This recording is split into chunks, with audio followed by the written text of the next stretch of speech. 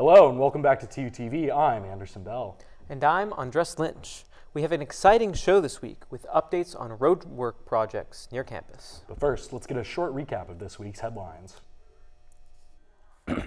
This morning, President Donald Trump posted his latest threat against Iran on the Truth Social platform. He said, quote, "A whole civilization will die tonight, never to be brought back again," end quote. This comes just 2 days after his post Sunday morning where he said, quote, "Tuesday will be Power Plant Day and Bridge Day, all wrapped up in one in Iran. There will be nothing like it," end quote.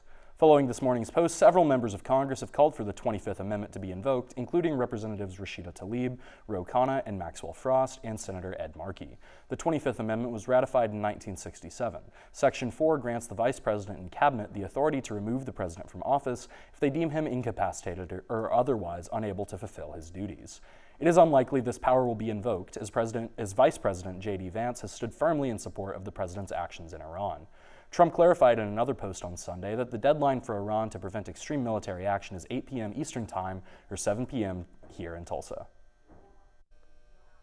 Our top story from the weekend was the transformation of Skelly Field and H.A. Chapman Stadium into a major concert venue.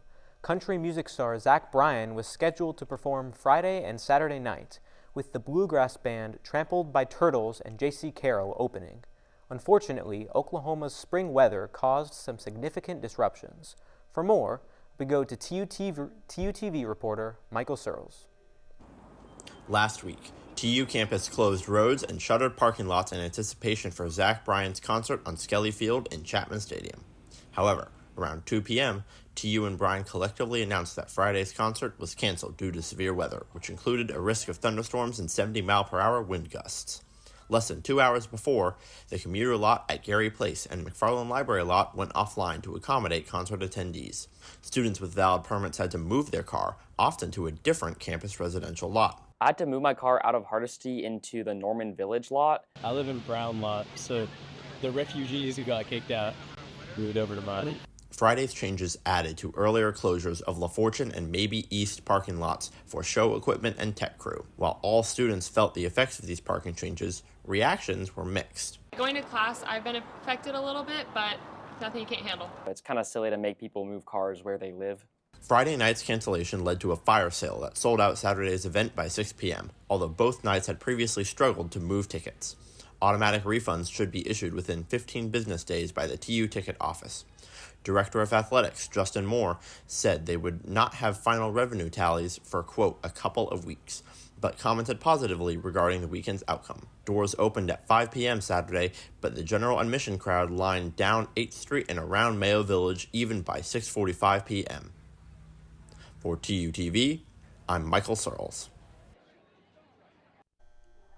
Today is TU Giving Day, a 24-hour fundraising challenge to raise as much money as possible. Alumni, students, parents, and employees are encouraged to unite through the shared goal of giving to the university today on givingday.utulsa.edu. If you'd like to support TUTV directly, please make sure to donate to the Kendall College of Arts and Sciences. On Thursday, April 2nd, President Trump announced that he had fired Attorney General Pam Bondi and would be moving her to a, quote, important new job in the private sector, unquote. Bondi reportedly protested the decision, but to no avail. Deputy Todd Blanche is now serving as an interim Attorney General until a permanent replacement is confirmed by the Senate. The President is expected to appoint Lee Zeldin, head of the EPA, as the new Attorney General. A bill is passing through the Oklahoma legislature that aims to establish a specific time during the school day for private prayer and Bible reading. The bill's supporters claim that it is only intended to reinforce students' existing rights and religious protections under the First Amendment. Opponents of the bill have pointed out its redundancy as well as practical questions as to how such a prayer time would be implemented. The bill has passed the Oklahoma House of Representatives and is awaiting a decision from the Senate. The University of Tulsa's Gussman Juried Student Exhibition celebrates the best in student art. The Gussman is the capstone exhibit for each academic year where students have the opportunity to be juried by nationally notable artists. For more, we go to TUTV's Maddie Blassett. This last Thursday, on April 2nd, TU celebrated its 58th annual Gussman Juried Student Exhibition with an opening reception and an awards announcement. This year's winner of the photo award is Bianca Ward. Every year, TU students who are enrolled in a School of Art or Design and Art History course can submit their designs to be juried by a renowned artist. In this gallery, there's everything from print to ceramics to photography. I spoke with winning artist Caleb Bavell, and here's what he had to say about his experience. So it is a super duper awesome night at the Gussman. It's my favorite night of the year. We've got a bunch of amazing student art out on display that I super duper love. I was fortunate enough to have 3 pieces in tonight, and so I have 2 relief prints, and then I've also got some really fun screen printing stuff. We got a bunch of awesome awards go out to some really deserving students. Come on down, see the work.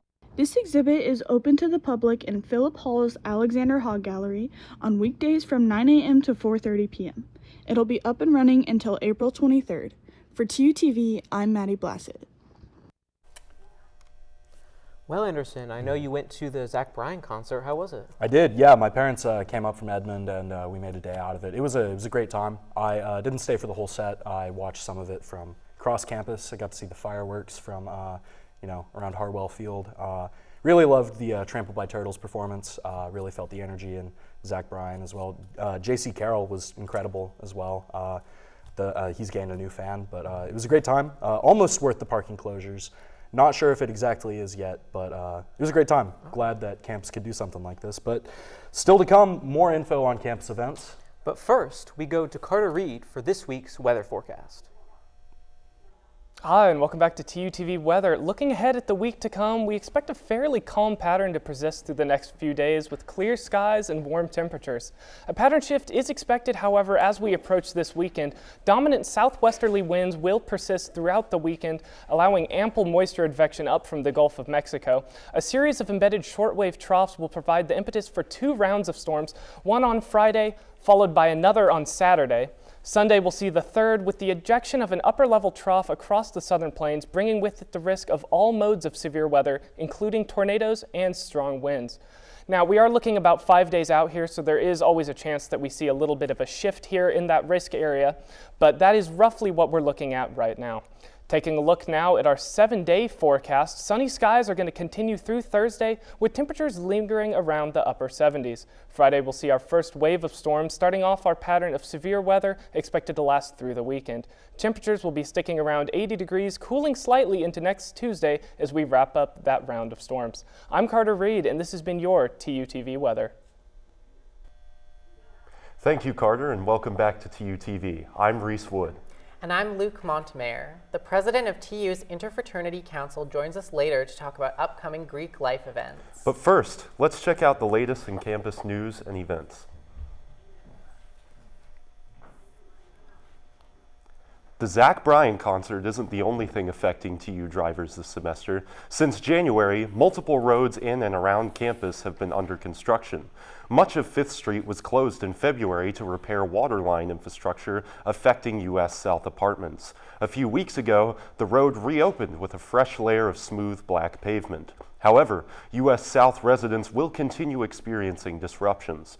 Around 7 a.m. on Monday, a new road work project began near the intersection of 4th Street and Delaware Avenue. The construction primarily impacts access to the north residential parking lot. However, partial road closures extend down 4th Street toward the Newman Center and Muslim Student Association Prayer House.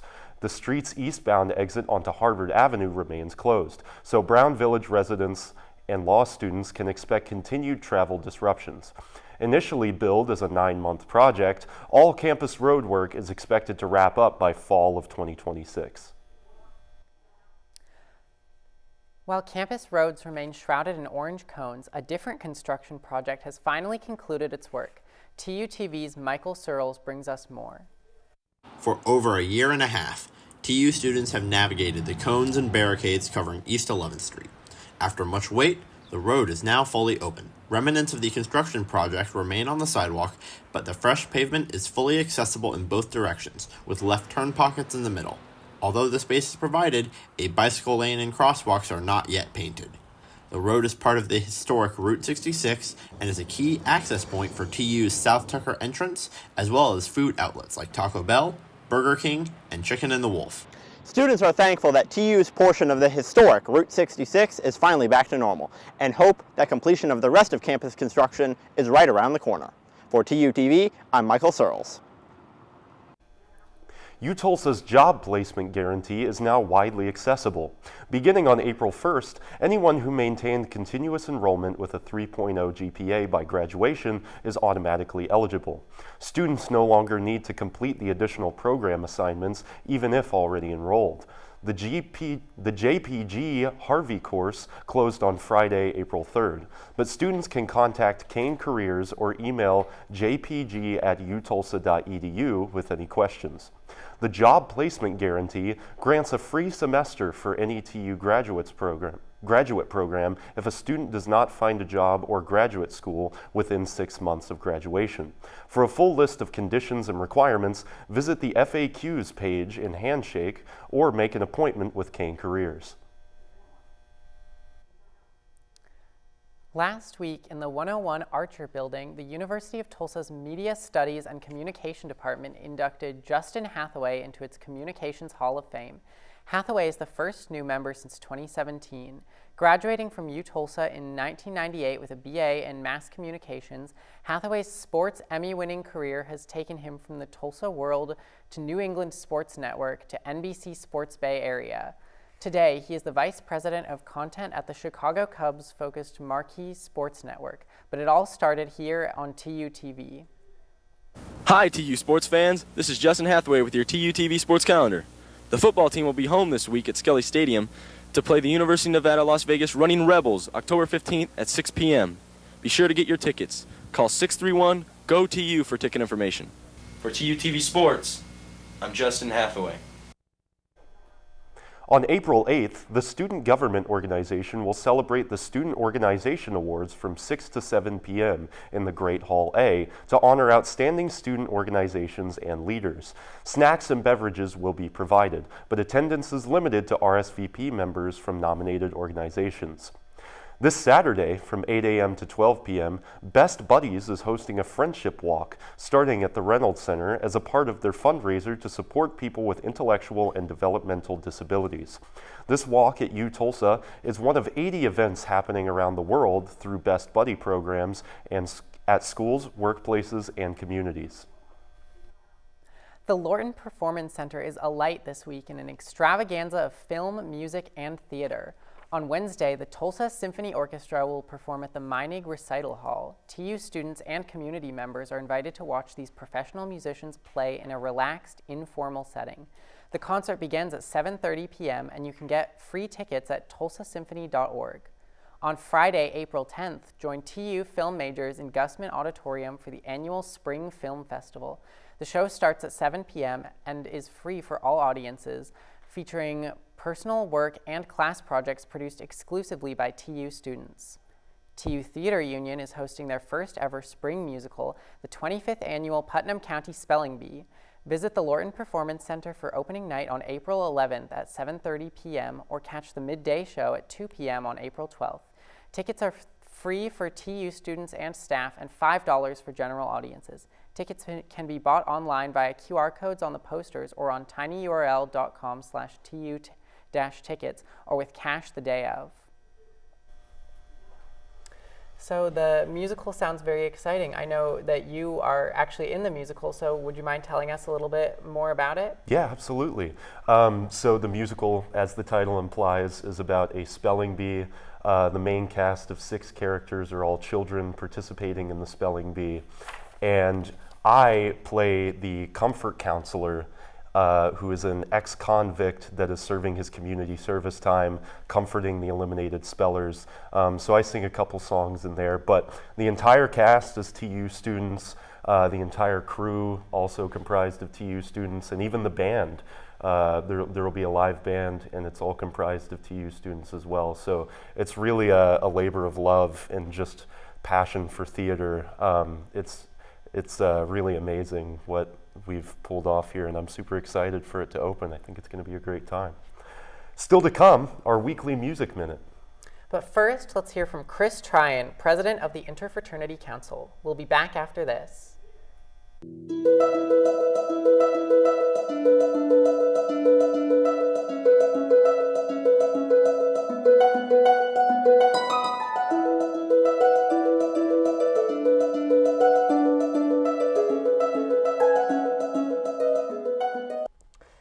my name is Michael Searles, and we are joined in the studio this week by Christopher Tryon, the president of the Interfraternity Council. Chris, it's great to have you. Thank you. It's great to be here. Now, Greek Life had a really big weekend this past weekend. Of course, the Zach Bryan concert, and you and a couple other fraternity members got to play football with Zach Bryan. Is that right? That would be right. We had a short little stint playing football with Zach Bryan. We lost 4-2. Going to be completely honest, there were some questionable calls on his part. I mean, you gotta, like be nice to Zach Bryan. You give him a few points. I think didn't that also lead to like tickets for Saturday as well? That is right. He took down my name and gave me a party of 8 tickets for the floor admission. It was really nice, actually, and I had a great conversation with him too, because I'm from where he's from. So just sat there and talked a little bit about hometown things, and he gifted me and my friends with some tickets. It's awesome. And that's something positive was able to come out of Friday's concert being canceled. Looking ahead, this upcoming weekend, there's also a lot more happening with Greek Life. Do you want to maybe talk a little bit about that? Yeah, so this Friday is the Greek pageant from 6 to 8 in Tyrrell Hall. Basically what that is houses from sororities and fraternities who are participating. A member will apply to participate, and basically it'll be kind of a round-based system where it'll work like a pageant. There'll be different costumes, different themes. Last year, I believe was the first year that we did this. There was a kind of a professional theme round. There was a your house is themed round, and then I believe just kind of a silly round as well. So it's a lot of fun, and I definitely encourage people to be there. All right. I mean, it's open to everyone, is that correct? Not just Greek Life students? I believe so. There will be houses will be sitting with each other naturally. However, there should be places for non-Greek students to attend. All right, that's awesome. And do we already know who are going to be the representatives for each chapter, or how many representatives are each chapter? I do have a list of representatives. I don't know all their names off the top of my head. However, I believe each sorority has one, and then I believe 4 fraternities have one. Looking ahead, anything else on the horizon for Greek Life? Oh, just coming up on Rush. That's the biggest thing this summer. Well, we will be TUTV will be sure to make a cover formal Rush, and look forward to it. Alrighty. All right, that's all the time we have. We're going to send it back to the desk. Hello and welcome back to TUTV. I'm Bruce Bigler. And I'm Angelica Ortiz. We have exciting campus events and news coming up. Plus our weekly Music Minute. But first, let's check on developments in the modern space race.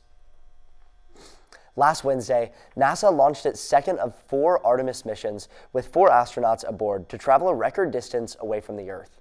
In 2028, NASA plans for Artemis IV to put astronauts on the moon for the first time since Apollo 17 in December of 1972. Yesterday, the crew completed their lunar flyby, capturing the first pictures of the dark side of the moon. These photos and more are available to view online at nasa.gov. Leadership TU is an education and development program created to assist current and emerging leaders in better understanding the role leadership plays in long-term success. The group meets on Tuesday evenings, typically once a month. TUTV Andreas Lynch takes us inside last week's meeting. Last Tuesday, March 31st, the Leadership TU class hosted its second to last meeting of the year, with Typros executive Reagan Gowans and program coordinator Emily McCraw. Gowans led a lecture on the Tulsa Young Professionals, a group of community members looking to expand their leadership skills. Tulsa Young Professionals has many alumni from the University of Tulsa, and these students go on to accomplish great feats. The group currently has 1,300 active members and has been growing rapidly, with over 300 joining during the last 3 months. Typros has many opportunities for current students of the University of Tulsa, such as its monthly professional mentorship sessions, a pub club for students 21 and older, as well as a summer program called the 918 Lead Intensive. Students can get involved by scanning the QR codes shown on screen now. And remember, Leadership TU students, the final meeting will take place on Tuesday, April 21st in the Lorton Performance Center. For TUTV, I'm Andres Lynch. Last week, the Psychology Club and the Honors Student Association held a panel on AI in Tyrrell Hall. TUTV's Angelica Ortiz brings us details from the event. On Tuesday, March 24th, the Honors Students Association collaborated with the Psychology Club and the AI/Machine Learning Club to host the AI and Psych panel in Tyrrell Hall. Professors and professionals from diverse backgrounds were invited to discuss their perspectives on AI, and students were encouraged to submit their questions via QR code or by speaking with the panelists directly after the event. You can't regulate what you're unable to understand it. And maybe my problem is I'm not sure it is possible to understand some of these large language models. They're just too complicated. Common sense is not so common. We say that it's based on lived experiences. And the only reason that current AI systems cannot do what OEL can do is they don't have this lived experience. When you're using AI, it's all actually about asking questions. It's about learning how to think creatively, asking creative and new questions of old data. I mean, AI is basically looking at kind of amassing data that already exists and finding new patterns in it. And so learning how to ask questions in new ways and think of new creative ideas, I think is what's going to be resilient in the job market moving forward. AI has disrupted much of the white-collar workforce. It's kind of like the Industrial Revolution has disrupted much of the farming workforce. And those jobs, so how do we slow it down? But it didn't slow down. And chances are AI is not going to slow down. I mean, you're already some places where it's the brakes put on it, but so many people are going to be adopting it. It seems to be anyway that you've got a couple of options. You can either try to go with the flow and learn how to use these tools, and then be a fresh college grad that's had a lot of experience with these new tools, and maybe some of the older, more experienced workers are less strict to adopt. Or you could try to rail against AI and slow it down. If AI winds up being used to replace the learning objective of a course, assessment, whatever, you got to find a way to keep students from using it. If it's helping students get to the learning objective, it's clearing away unproductive struggle, then it's a great tool. So think about it this way. Do you use calculators in your math classes? Most of you probably do. Why? Because we assume you know how to do math. If you give a third grader or a first grader a calculator, you're depriving them the opportunity to get basic fundamental building block skills that they're going to need to do everything going forward in science or math. For the first time in human history, writing is not a reasonable indication of your understanding of something. The thing AI can't do is have lived experience. It doesn't have a body, at least not the way we do. And so what that means is things that really require a body are going to be open to humans for quite a while. And so we're able to build much, much better robots than we have. Anything that you could have somebody do remotely, you should not need training to do. You have to look at the things that that only humans can do, which is getting smaller every day, or things that only humans should do. If you want to find jobs that are person to person, that lean into the human, that lean into the ethical, and lean into the things that, for a while anyway, people will not want AI to do. Well, AI doesn't have a body. It means it literally has no skin in the game, which means it should not be making ethical decisions about those of us that do. For TUTV, I am Angelica Ortiz. SGA report returns this week after a short hiatus for spring break. TUTV Hendrik Dubois brings us inside the Senate meeting from last Tuesday, March 31st. Hello everyone and welcome back to SGA Weekly. I'm your host Hendrik Dubois. Let's get right into it. Before spring break, the student organization TU Students for Animal Welfare was chartered, and a bill was passed to more easily allow for TUTV to record Senate meetings. This past Tuesday, 2 more clubs were given charters. The Student Management Association, a club designed to allow management students to garner more professional opportunities and network with people in the industry.